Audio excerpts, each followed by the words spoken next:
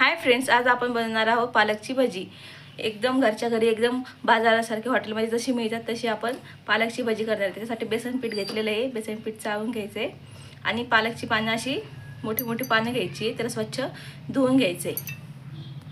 आपण आता भज्यांचं बॅटर बनवूया। बेसन पीठमध्ये आपण थोडासा ओवा हातावर असा क्रश करून टाकायचा आहे, जिरा टाकायचा आहे, थोडासा चवीनुसार मीठ टाकायचे। जर तुम्हाला तिखट हवे असेल ना, आपण चवीनुसार मीठ टाकलेले आहे। आता आपण पाणी टाकून त्याचं घट्ट असं, जास्त पातळ पण बॅटर नाही बनवायचं आणि जास्त घट्ट पण नाही बनवायचं आहे। आपल्याला जसं पाणी लागेल तसं पाणी टाकून आपण त्याचं छान प्रकारे त्याचं बॅटर बनवून घेऊया।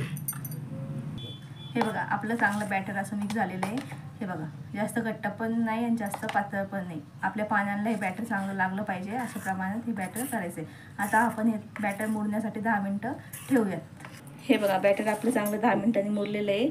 आता आपण तेल तापायला ठेवलेलं आहे, तेल चांगलं गरम झालेलं आहे। आता आपण हे बॅटर पानांना चांगल्या प्रकारे लावून घेऊयात। दोन्ही बाजूने लावून घ्यायचे। तेल चांगलं गरम करायचं आहे आणि फ्लेम त्याची तळताना मीडियम ठेवायची। हे बघा, बॅटर चांगलं लागलेलं आहे। आता आपण हे तेलात सोडूया। आपली भाजी किती छान अशी फुगलेली आहे, जशी हॉटेलमध्ये असतात तशीच एकदम झालेली आहे। बघा, एकदम छान प्रकारे अशी फुगलेली आहेत आपली। आपण याला दोन्ही बाजूने छान प्रकारे असं लालसर थोडंसं होईपर्यंत दोन्ही बाजूने तळून घेऊयात।